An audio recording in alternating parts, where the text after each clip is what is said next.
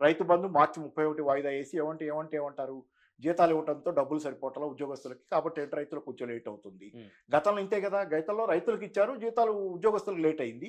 ఇప్పుడు ఈ ఉద్యోగస్తులకు ఇచ్చి రైతులకు లేట్ చేస్తున్నారు. దాన్ని పోటీ పెట్టడం ఎందుకు? ఆ రోజు ఆ ప్రభుత్వం ఎప్పుడు చెప్పలా. టీఆర్ఎస్ ప్రభుత్వం.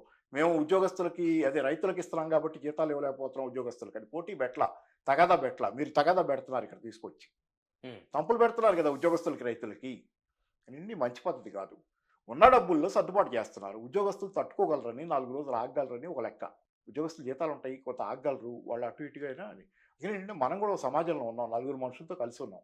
నలుగురితో సర్దుకుని పోయేది. మనకేం అన్యాయం జరగటం లేదు కదా! మన జీతం మనకొస్తది. అదే అనుకున్నారు వాళ్ళు. అందుకని ఈరోజు అది చేస్తే ఈ పోటీ పెడుతున్నారు. ఏది సరిగ్గా చేస్తున్నారు? ఆసరా పెన్షన్లు. ఫిబ్రవరి నెలకో, జనవరి నెలకో ఒక నెలకు అసలు పెన్షన్ వచ్చినట్టు లేదు. మొత్తం ఎగిరిపోయినట్టుందది. రైతు బంధు ఇదే పరిస్థితి. రైతు బంధు హ్మ్. ఇప్పుడు మార్చి 31 అంటున్నారు.